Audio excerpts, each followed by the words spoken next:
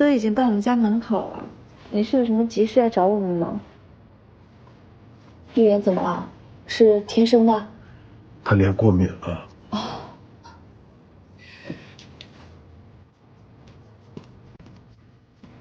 子轩啊，我好好想了想，之前是我误会了，以后我们就继续做朋友就好了，可以吗，姐姐？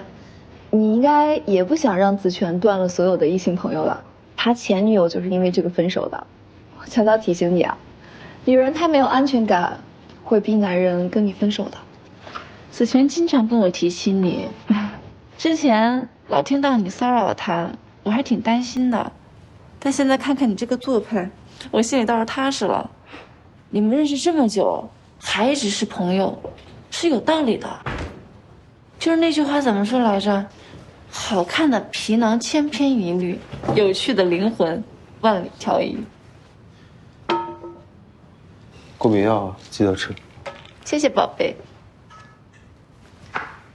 我以前以为徐子权只喜欢漂亮女生，没想到啊，他只喜欢有内涵的。对，好看的女生街上到处都是的哦，但你不一样。我今天仔细看你，特别好看，但我就不明白啊，这么漂亮的女孩子，为什么一定要去抢有女朋友的男人呢？打电话挂了这么多通，还非得上了赶子送到家门口来，是不是多少有那么一点点的掉价呀？我这个人吧，跟你不一样，因为我跟子权是很好的朋友，我的异性缘比较好，所以他突然有了女朋友，我真的一时有点接受不了。哎呀，那我太羡慕你了，因为我异性缘很差，基本没有，我只有一个异性朋友，就是徐子权。嗨，可是他假装当我的朋友，把我骗成他的女朋友，你说气不气人？真是。哎，川姐，我听子权说你们俩年纪相仿，一直没有男朋友，这是为什么呢？是不好找吗？你要这么说啊，我还真有喜欢的类型。身高一定要高，鼻梁也要高，肩宽，头小，身体好，最好是金融男，对朋友要很热心，然后想法又很成熟。当然了，要是姓徐，名子权，就更好了。哼，哎呀，我周围真有一个，但跟你说的也不太一样，就是我认识的那个徐子权，在外人看来好像又专业又成熟，但其实私底下就是一个小屁孩，天天就就这样一直缠在你后面，真的是幼稚的要死。是，婵姐，你还不太了解他。是啊，我喜欢一个人呢，就只知道傻傻的去爱他，没有你通识人心，把他都了解透了，才跟他在一起，实在是爱得聪明。其实我也不知道怎么搞的，懵懵懂懂的，前几年也没怎么谈过恋爱，这结果一遇见他，我就一眼万年。哎呀，甚至我们俩都有一种向往婚姻的围城，就像一起掉进爱情的陷阱里的小傻瓜。哎呀，你说说，那我们这到底算聪明还是傻呀？但要真说聪明的话，川姐还是比较懂啊。你知道抢的东西更刺激，打着爱情的名义满足自己的胜负欲。我真不知道，你到底是爱自己啊，还是爱他呀？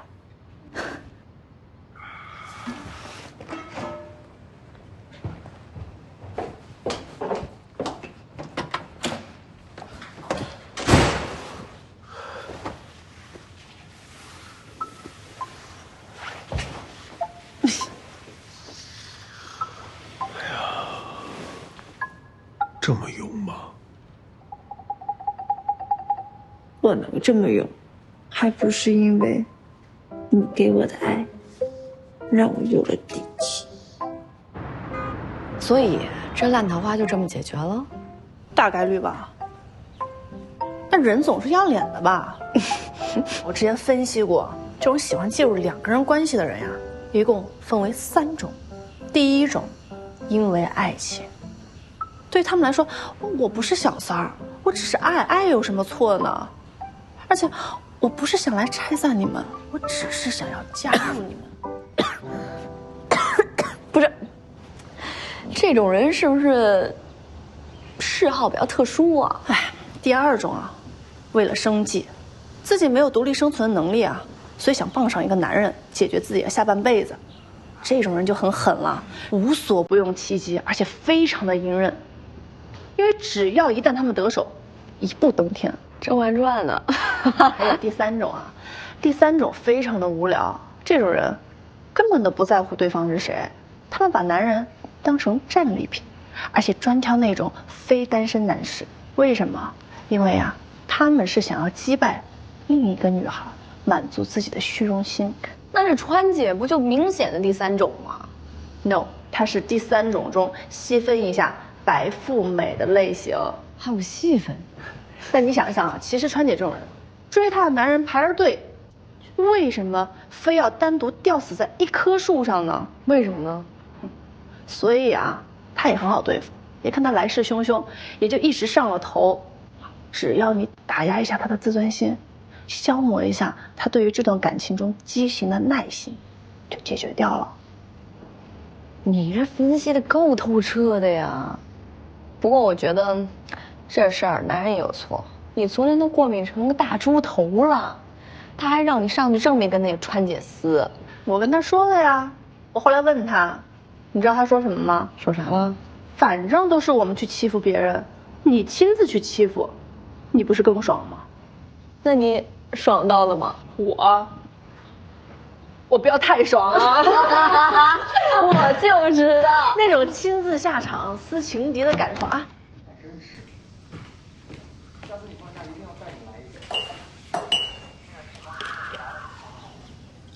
妹妹可以呀啊！这金屋藏帅，艳福不浅啊！早就跟你说过了，我们家有个小鲜肉。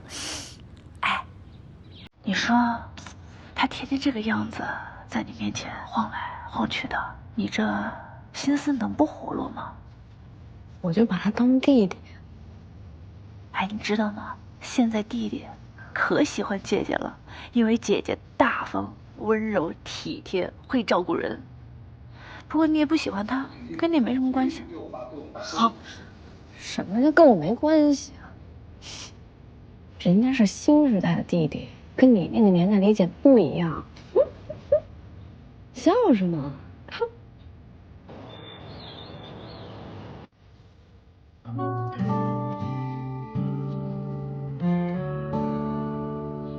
这干嘛呢？哎呦，嘿，吓我一跳！这是我们种葡萄的土，猜到了，去看看，不知道有什么不一样。上回跟你说的，考虑怎么样？我还没想好。今天他们我们这些股东啊，开分红大会，你要不也听听？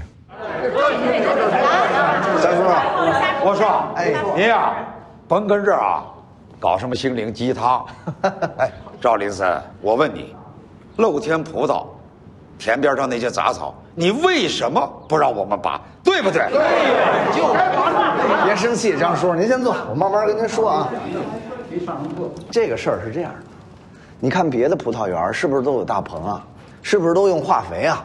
是不是都得打农药去除虫呢？咱们这葡萄一年就这一季，别人1年2季3季卖的那个葡萄水果葡萄卖出的价格还不抵咱一半呢。咱们这纯自然有机养出来的葡萄是收益更高的。我们今年的账都算出来了，分红比去年增加了20%，发这不是好事吗？20%，干嘛不30%？今年20%，明年的40%。这事儿特简单，我们就相信森哥跟森哥干就好了。森哥说干啥就干啥，森哥说指哪我们就打哪。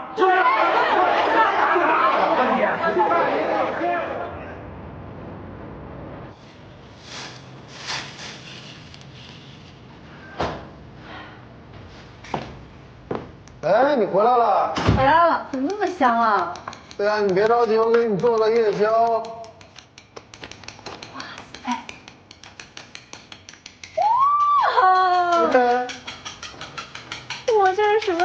呀，我有这么好的男朋友。怎么啊？那我可告诉你，哎，对，来，先来一个葡萄，我也来一个葡萄。我告诉你啊，你要觉得男朋友好，你就对你现男友好一点啊。外面这些莺莺燕燕可是惦记着他呢。我的男朋友，你最近这些时间都在干什么呀？怎么又有莺莺燕燕了？逗你玩呢，我最近一直在葡萄园呢。难怪我看你晒黑了一点。你不会是要辞职去种葡萄吧？我如果真想跨界，我也不至于一步迈这么大吧。哎，最近啊，跟这些果农相处，哎，你别说，他们处事的态度还真挺打动的。等一下啊，哎，香不香？香。来，那，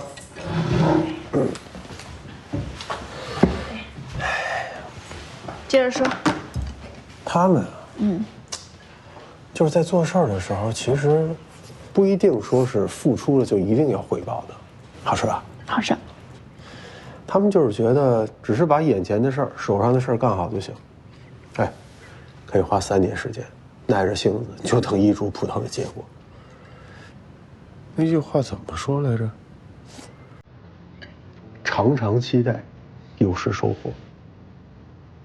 虽然你看我们的工作内容截然不同啊，但我觉得其实还是一样的心态的，对吧？你说我们这个搞投行的，勤勤恳恳，搞并购、融资、IPO，10个项目里面能有1个成的就不错了。但是看到他们这样的淡然的态度吧，所以我对于那种失败的不甘心，也就消散了。真好。说实话，这段时间我埋头工作，都没顾得上陪你，我挺内疚的。但你听你这么说，我感觉你这段时间过得也很好啊，对生活还有这么多的感悟，我感到很欣慰。那个时候 Richard 要离开公司回归家庭，说实话我真的不太理解。但经过这段时间的体会，其实我觉得这生活慢下来也挺好。人呀，在不同的处境下，就是会做不同的选择呀。如果你有一天突然累了，想要换一个赛道，我一定会支持的。哎，我突然觉得我最近担心的这些事儿压根儿不存在。怎么说？就是我怕我跟你说完之后，你对我这种心态的变化不理解呗。人和人之间相互理解本来就是很难的，但最重要的是我想要理解你的心，这个是诚意啊。好喜欢你呀！我也好喜欢你呀。那能不能拜托你帮我把面拿过去，我们在那边一边看电影一边吃面条啊？好，下不为例。好点没？双运河强内护的皇家美素佳儿带您进入正片内容。突然觉得好累啊。哎，你是不是还在愁开庭的事情啊？其实不用给自己太大压力，不论结果怎么样，我都会支持你的。哎，这个案子呀，就是案量大，回报低，案头工作还特别的复杂。那这么说吧，你当初为什么要接这个案子呢？你知道吗？那些作者过来找我的时候，年纪啊特别小，都是很小的小姑娘，啊，拉着我的手，一把鼻涕一把泪的跟我讲他们的作品被抄袭，自己有多么难过。我挺心疼他们的，但当他们讲起自己的作品的时候，就眼睛都放光了。那一刻，我真的感觉他们身上是有力量的。我觉得，如果我能帮他们做些什么，好像我也能找到自己的价值。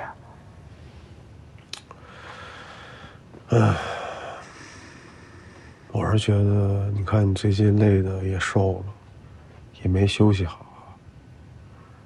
但是如果这件事儿让你很有活力、很有热情的话，那我觉得就义无反顾地坚持下去。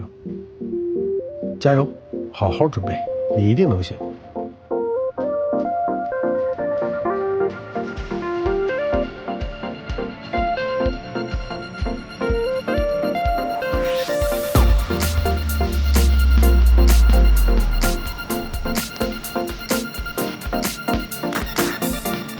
你听没听过一种说法，干咱们这行的，其实跟房屋中介差不多。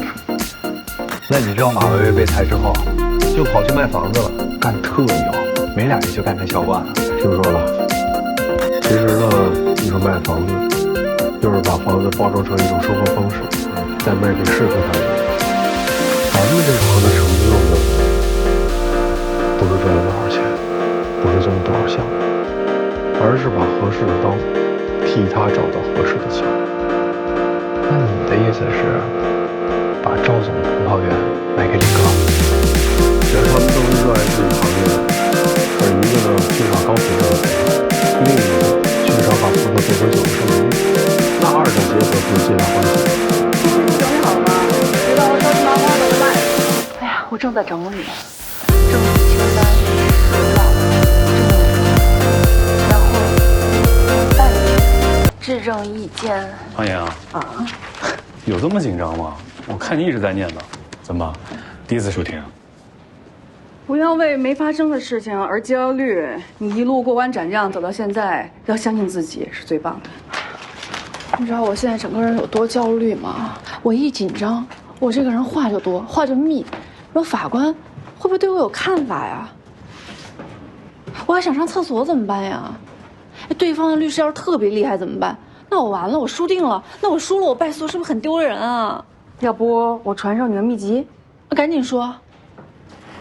以前呢，我在上庭之前呢，我都会对着镜子和镜子里的自己说：“王玉素是这个世界上最牛的律师。”还不要那个前缀“女”字，然后狠狠地掐自己一把，让自己记住这个清醒的感觉。之后到了庭上，但凡我要是感到慌张冒汗的时候，我就再掐自己一把，让自己条件反射想起来啊，王玉素是那个最牛的律师。你还有慌张冒汗的时候？那当然了。没想到吧？哎呀，易领导啊，之前呢还做过刑事案件。废话多。你好好准备吧，回头忙累了可以来拉萨找我们玩。听说那儿的牦牛肉火锅特别好吃。干嘛呀？我又不是不回来了。好，等你回来。好，那我走了。走。走。好了。自己加油啊！对他好点儿。好。老赵，哎呦，小二来了。哎，我给你们介绍一下，这位就是山哥，这就是赵林森赵总。你好，赵林森。你好，这位是他的弟弟磊哥。你好，赵林森。辛苦你们千里迢迢跑我这儿来一趟。那就让赵总给2位介绍一下。好啊，走，我们看看。好啊，我这个园子呀，跟别的葡萄园有点区别。我们种的所有的品种都是我们自己育种的，那边的雷司令，这边的长相思，还有那边的赤霞珠，都是我们自己做了3、4年的培育的育种，为的就是做这种自然酒的有机的种植方式。自然酒，欧洲特别流行这种葡萄酒的类别，其实就是葡萄酒，我们不添加任何的添加剂。它有一些弊端，就是我们的保质期会短一点，但是口感很纯正，味道风味也很特殊。纯天然的。纯天然的。那我明白了，那就是他说的是红酒，是吧？咱平常要喝白的话，就说明这白酒它没有勾兑，是这意思吗？就是这意思，纯粮的，没错。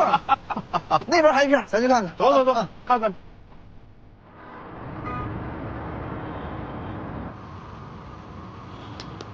加油，加油，你最棒！加油，你最强！好的。我走了。哎，等会儿，站住！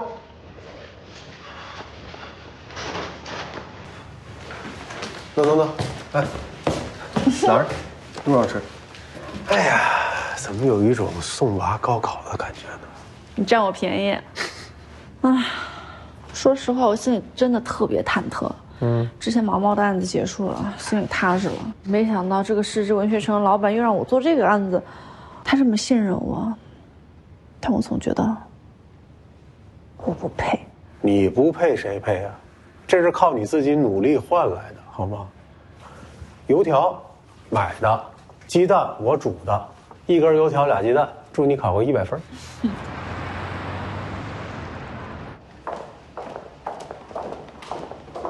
哎，大总，有时间聊聊吗？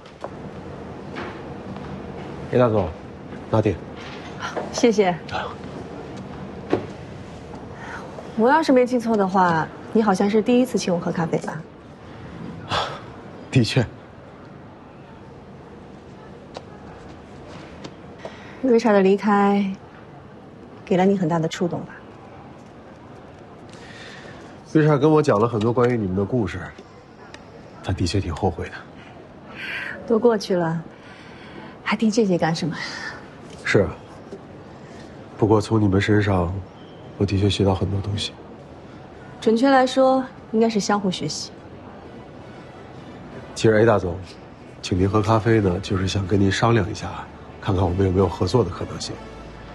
目前我手里有2个项目在推进。我要是没理解错的话，你指的是你从老工业区挖回来的那个项目和香氛项目吗？是这样，在瑞查走之前，交给了我一个葡萄种植的企业。我在想，可不可以和老工业区的这个红酒品牌做一个合作？您经验丰富，而且您的成绩在业内都是有目共睹的。如果有您做背书的话，我相信他们一定会更加信任我们。所以，怎么样？有兴趣吗？你话都说这份上了，那我就以咖啡代酒，合作愉快。合作愉快。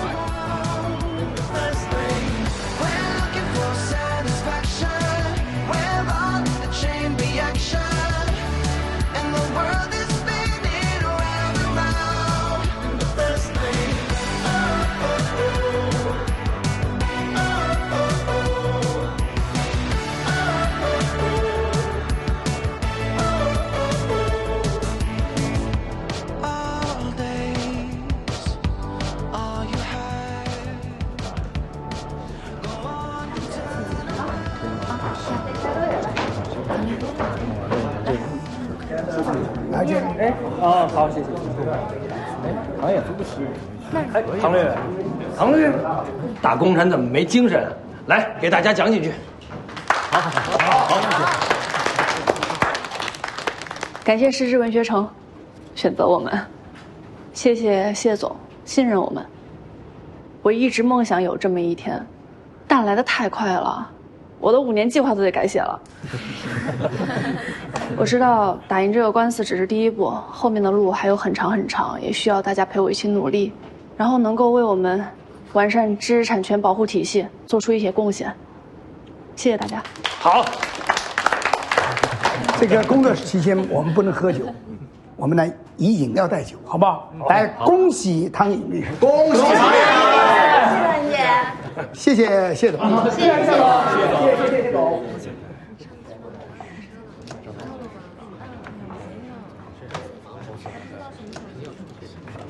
唐人姐，今天挺高兴的事儿，怎么感觉你情绪不高啊？我不知道，我也觉得我应该很开心啊。以前巴不得有这么一天，真来了，我还真不知道我想要什么。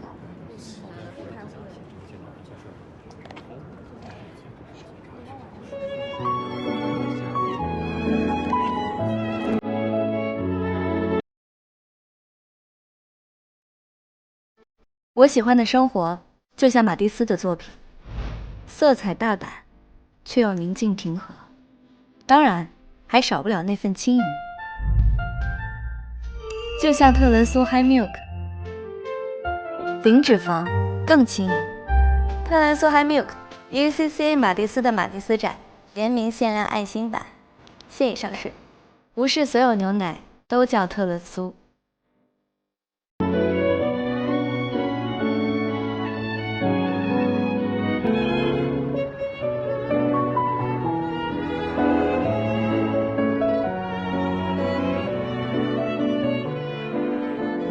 我拉窗帘了啊！来了，爸。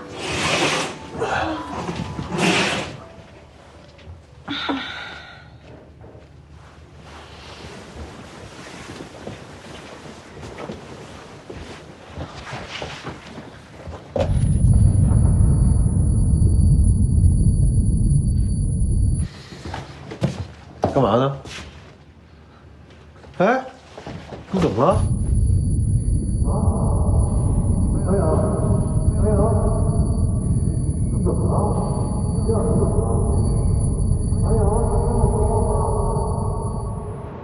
你在这等我一会儿，我去挂号去。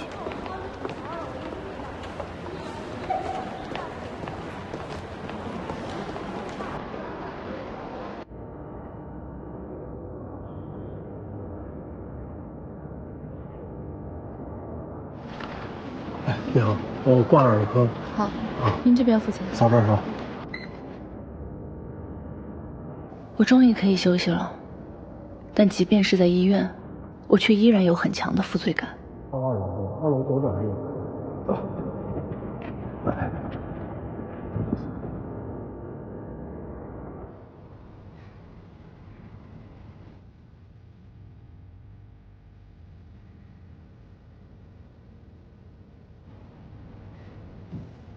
从迈入职场的那一刻，我就始终拼尽全力，也不是没想过不要这么拼，但怕自己被取代，怕自己追赶不上别人的脚步，怕一个大意，生活一落千丈。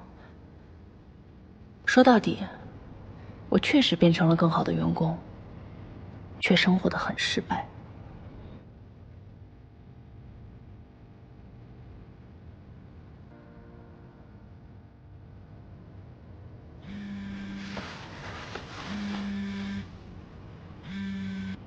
哎，小梦，老大，人都在这等着呢，就我一个人在，你什么时候来啊？我现在过不去啊，你帮我应付一下，好吧？那我能行吗？你能行，相信自己啊！先这样，你帮我顶一下。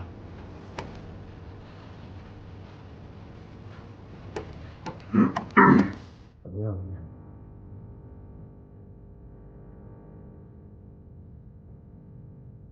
看一下啊，正常人的这条线是这样的，他的左耳是这样的。他平时情绪怎么样？是不是有点焦虑、压力大？最近工作挺繁忙的，可能没休息好。那就打几针激素试试，应该很快就康复了。好，那麻烦您给开一单子，我去交费。好，来。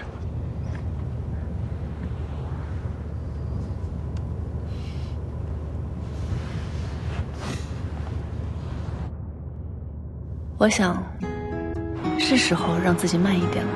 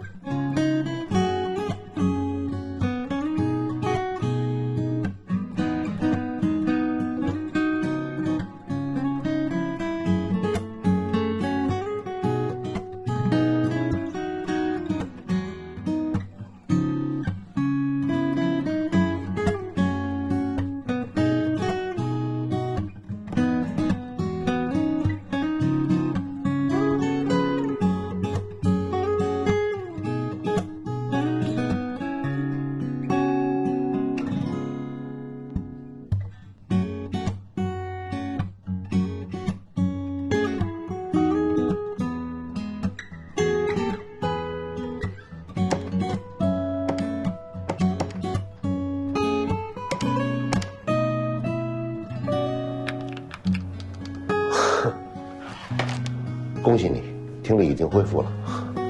但是医生，我还是觉得我的左耳，听东西的时候还是隔着什么的感觉。要想完全恢复呢，需要时间，一定要减轻生活压力，不熬夜，慢慢的就会好转了。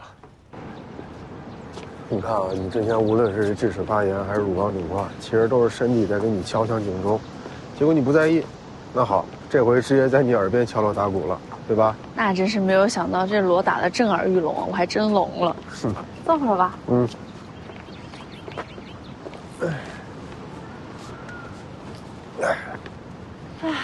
所以说呢，健康是第一位的，知道吗？嗯。但我真的没有想到，我能康复这么快。本来我还以为还要再折腾你个把月呢。没问题啊，1个月、1年都行。别以为我不知道你把一辈子仨字吞下去了。我是怕你觉得我太肉麻。确实是很多人都喜欢承诺一辈子，总是会有人说啊，我会永远对你好，我会永远爱你，我会永远照顾你。但其实呢，说到和做到，根本就是两回事儿。那我呢？经过考验了吗？那谁知道呢？一辈子还这么长。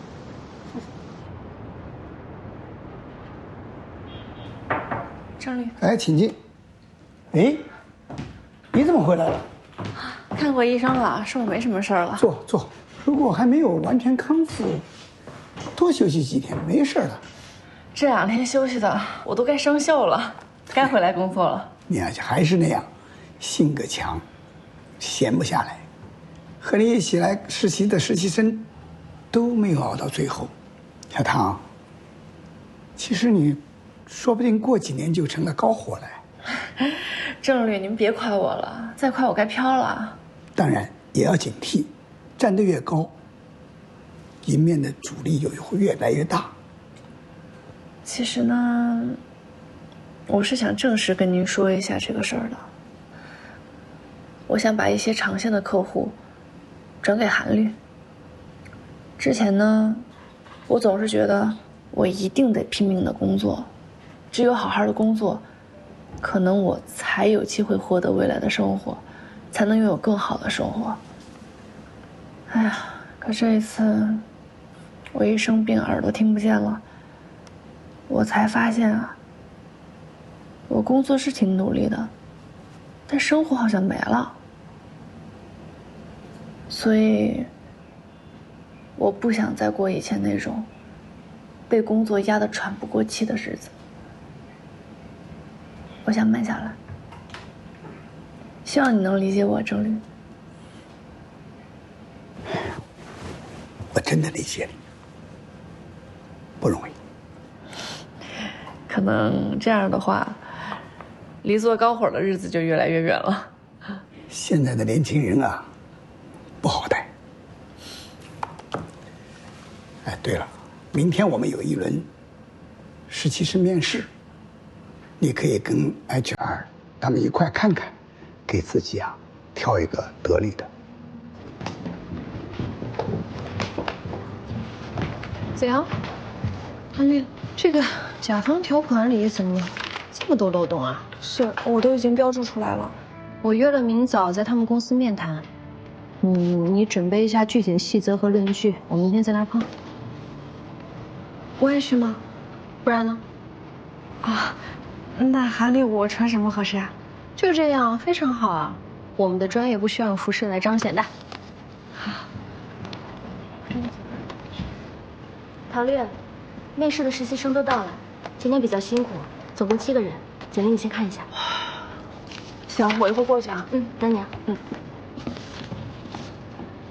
韩英姐，韩律请下午茶，你要蛋糕还是沙拉？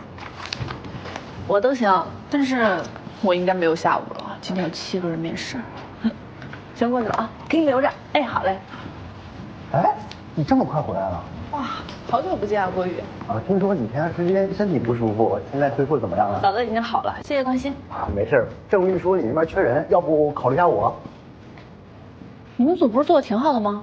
啊，是，但是实在太累了，我现在想自己负点案，所以我们这儿也不轻松呀。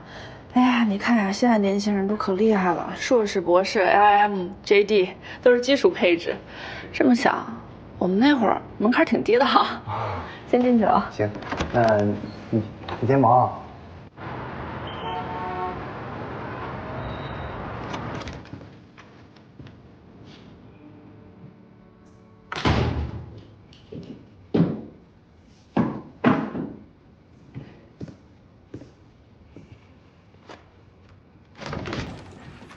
夏天，那我明儿再来找你。行。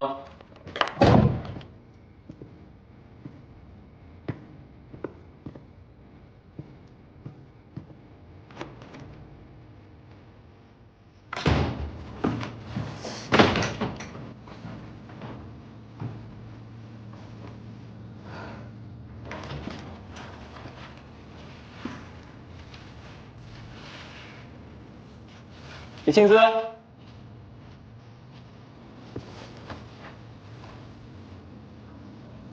李庆姿，你回来了吗？李庆姿，知道你回来了，记上了啊。吃饭了没有？一块儿吃饭去。不去。怎么了今天？什么？我怎么了？我怎么了？关你什么事？莫名其妙。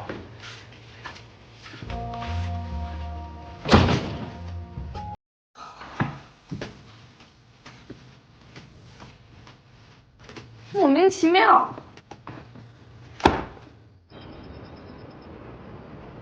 我幾多通宵，只肯醒覺才願推銷，愛不了，卻偏走不。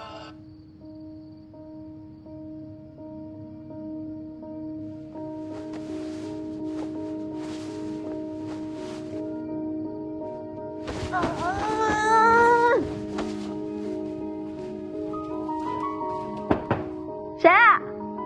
我夏天。门没锁，你直接进来吧。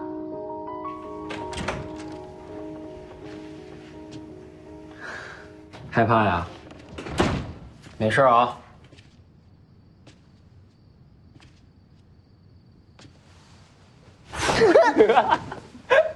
好了好了，我错了。哎，好了，逗你一下嘛。本来12点停电就够吓人了。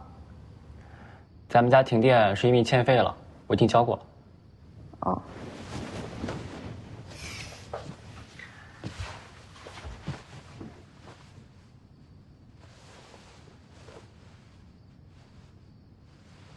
你干嘛？陪你啊，你不是害怕吗？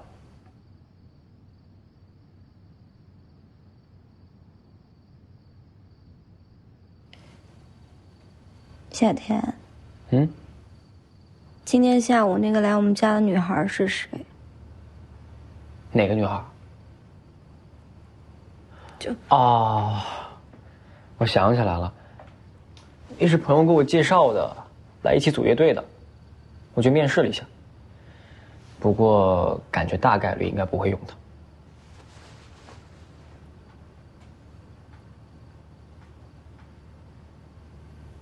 那你喜不喜欢她？怎么可能啊？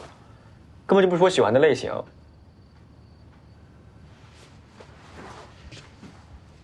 你今天下午对我生气，是因为这个女孩？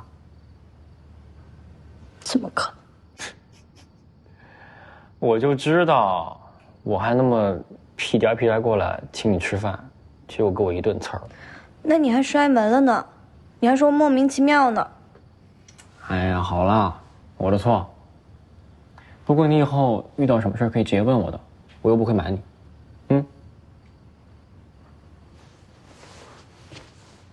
那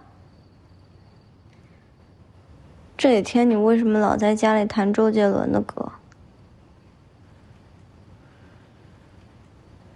因为你喜欢啊。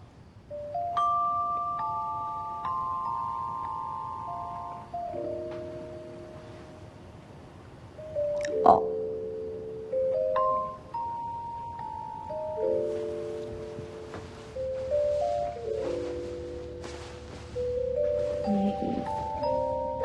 有没有热点，就没网了，没 WiFi 了。我给你开。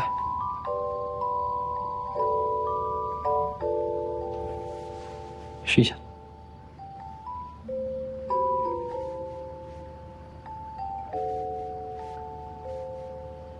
好了。嗯。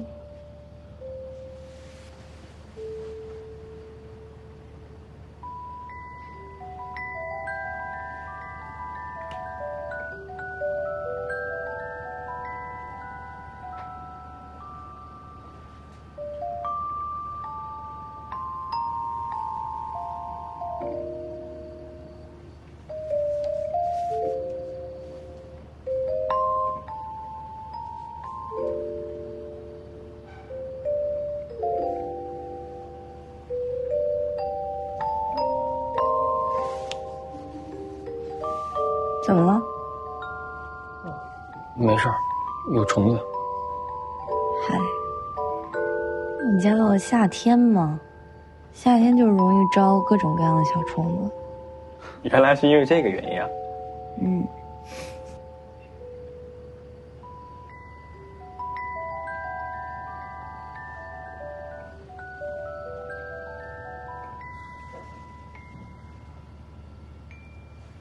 Together we will chase dreams into the sky.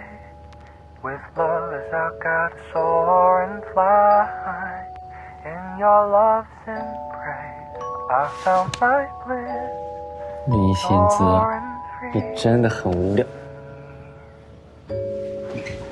Together we will write our symphony. With every breath I'm enchanted on you. Wrapped in your arms in this magic room. Just you and me. 你为什么突然要带我来这儿啊？想跟你说点事儿呗。不能说非得在这儿来。你先别说，你让我猜猜，你是不是要去做赵总的 CFO 了？我呢，拒绝了赵总的邀请。啊？为什么？你们俩不是一直都理念很一致的吗？是，但是呢，是不是因为我生病？不是，怎么会因为你？我想了一下，其实我在这个行业里累了。可是如果我跟赵总去创业的话，这也是我想要的。万一我只是这山望着那山高，万一有一天我又怀念我这身西装革履了呢？反正不管你做什么决定，我都支持你。只要你不是为了我去放弃你喜欢的事情就行。可是徐子泉，你从来都没有跟我说过我爱你。那可能我是觉得爱不是名词，是个动词吧，所以我觉得只能用行动来表达。说的比唱的好听。借这个，干嘛？给我。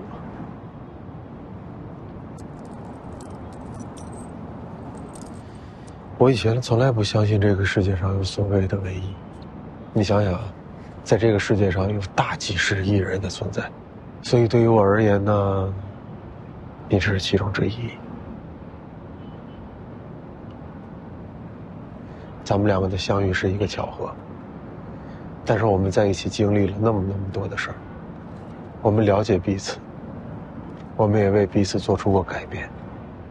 所以在这些过程中，我们慢慢变成了彼此的唯一呀，对吗？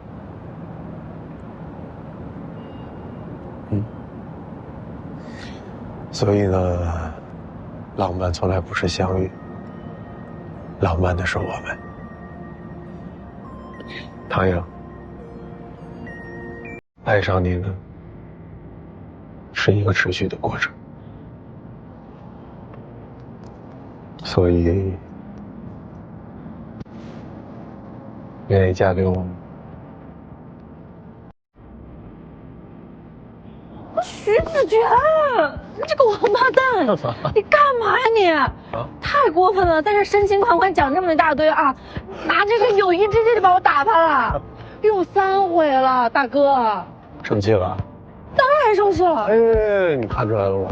哎，这个就是投行男的经济头脑，知道吗？经济头脑，我就看着你抠，你怎么这么抠啊？把对待车的热情放一半在我身上，我都不至于就这么一个友谊之戒。怎么可能呢？这儿呢，自己看。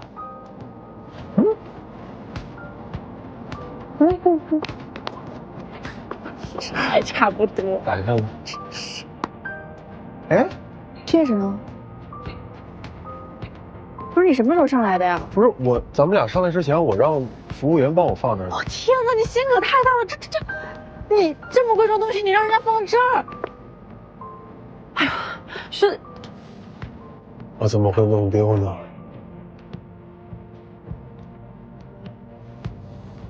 嫁给我好吗？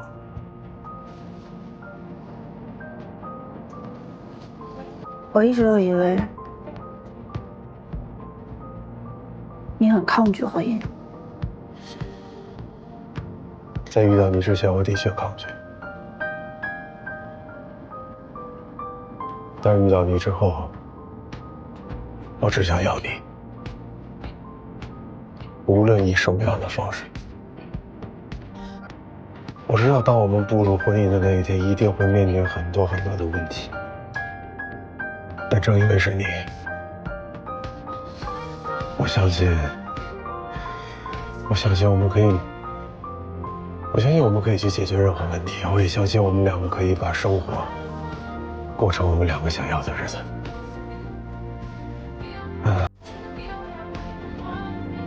哎呀，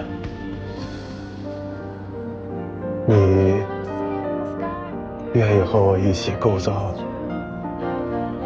属于我们两个的世界吗？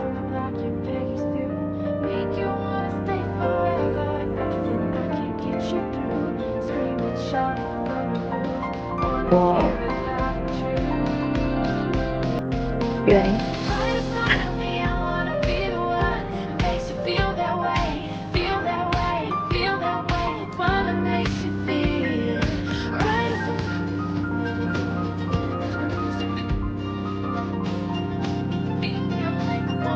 臭娃子。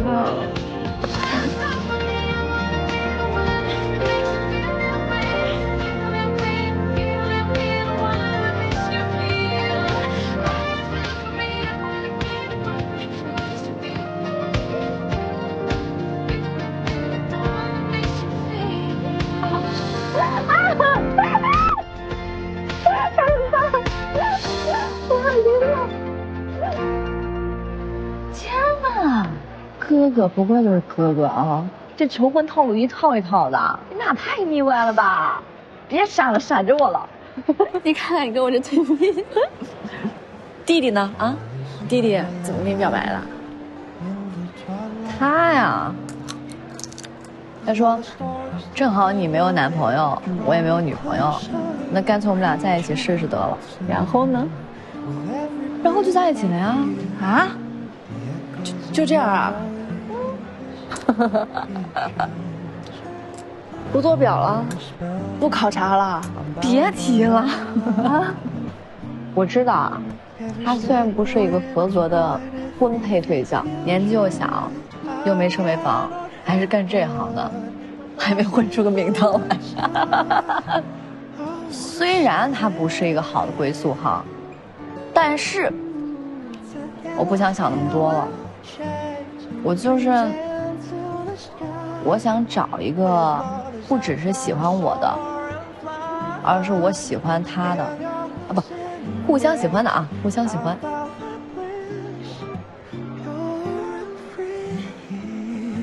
你看他唱歌那样多帅啊，是挺帅的。但该说不说啊，最重要的是我觉得和他在一起的时候特别自在。你想过你们的未来吗？没有。想那么多干嘛呀？我现在就是单纯的觉得，活在当下，开心最重要，选择自己喜欢的最重要。好，真好，我们俩都找到了我们想要的，开心就好，来，开心就好。天哪！嗨，我想问一下啊，你这鸽子蛋多少钱啊？那我能告诉你吗？那我的好姐姐能给我买一个吗？当然不可以。我给你买，我给你买。哎呀，听到瞎吹。好了，怎么走啊你们？我叫专车了，要不送你们一趟？咱们骑单车回去。行。哎呀，别打扰我们二人世界了。哎呀，哎呀，女儿要嫁人了，舍不得。什么女儿的，把我说这么。注意安全啊！你上次在我家怎么叫我的？行，赶紧走吧啊，路上注意安全啊。OK，好，放心吧。拜拜。拜拜。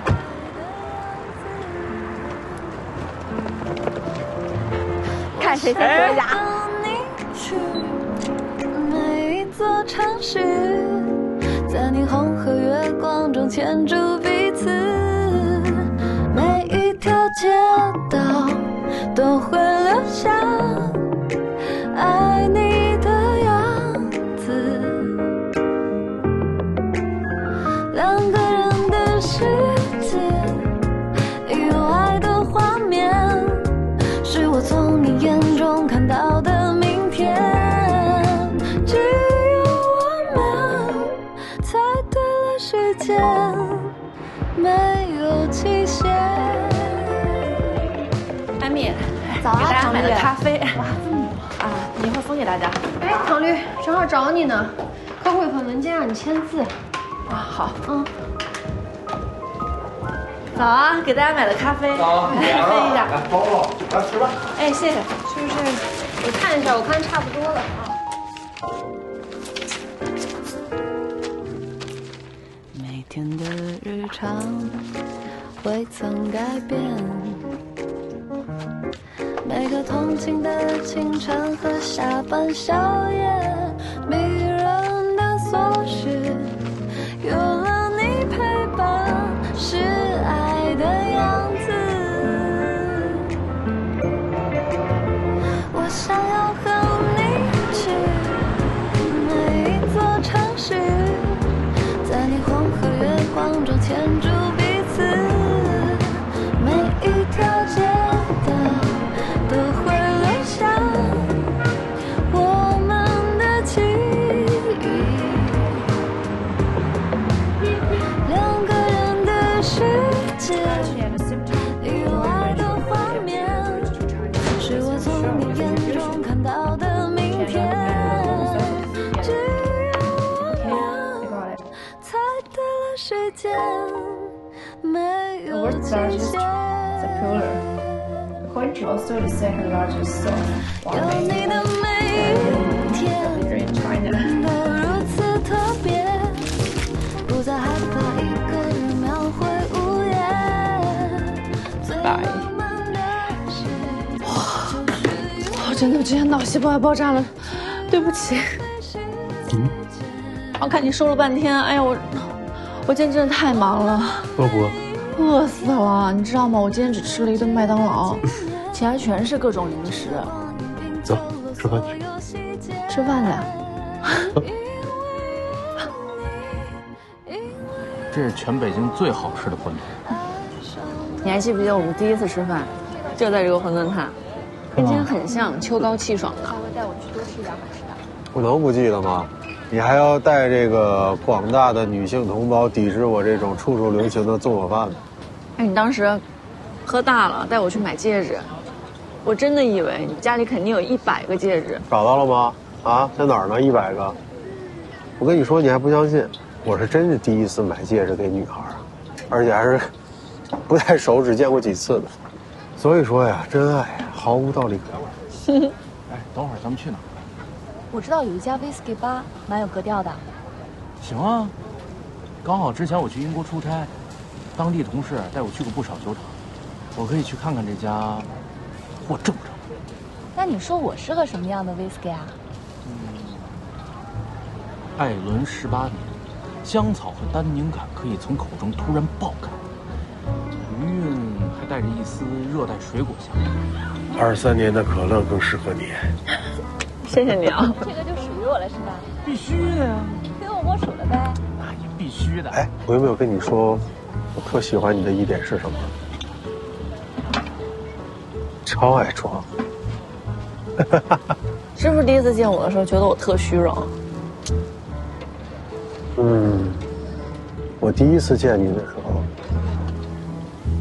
我觉得你像一株劲草，无论在哪儿，无论何时何地，你都可以让弱小的自己屹立不倒。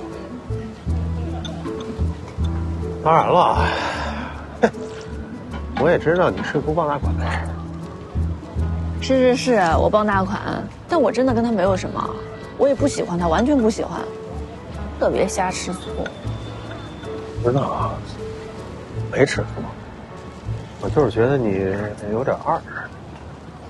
就二了，好好说话。有钱了不起啊，岁数大了不起吗？放着我这种精英男士在这儿，你不选你喜欢他，怎么着？再说了，我也不差呀。那也就是说，你很早就喜欢我了呗？那没有，绝对没有。普通朋友的关系啊，我告诉你，那个时候我也是身边莺莺燕燕都等着照顾我。徐子泉，你这个人真的超爱装的。所以啊，咱们俩装到一块儿去了吗？是吧？谁要跟你装到一块儿去？老板，10个羊肉串，2瓶啤酒。10个羊肉串，2瓶啤酒。哎，好嘞。吃蒜吗？我不吃，但你可以。不过你吃了以后就不要亲我了。那可不行。哎呀，你真的是，把一会儿要亲的都亲出来。哎呀，亲哪儿去了？干啥？亲到了眼睛。这座城市依然川流不息，不会为了谁停下来，就像生活一样。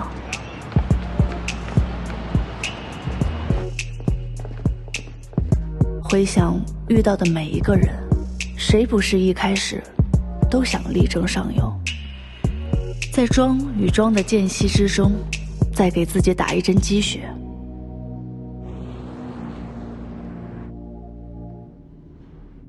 上司，你怎么搞的？下属，王艳红怎么带你的？让我给写推荐信打高分，想调到高火那边去做大案子。你脑子有问题吧？对手，朋友，把自己困在一个又一个角色之中，说该说的话，做该做的事儿，坚信着这就是自己的人生。别闹了，放手！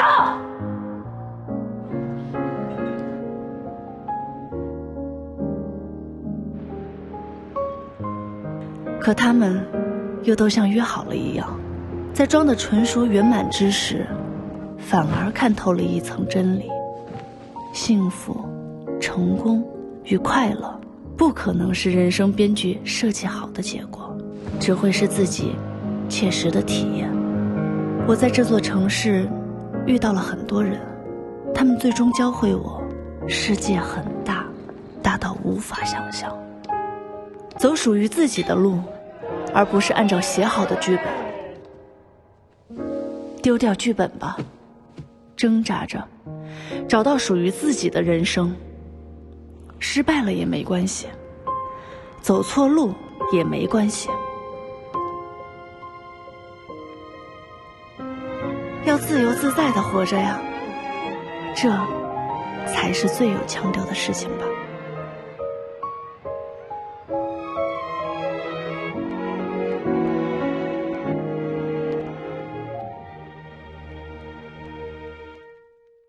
我想把世界的光都熄灭，直到下一站落在你眼底。云上的红光正烫着，焦灼是生活所迫，还是我的选择？伪装的人啊，银河中找自己，真实的我和你，没有人能看得清，为别人解决难题，却把所有负担留给自己，剩下自己。忙碌的人啊，在云层中相遇，原来这个世界不是只有我而已。在茫茫人海里，我竟然找到你，找到你。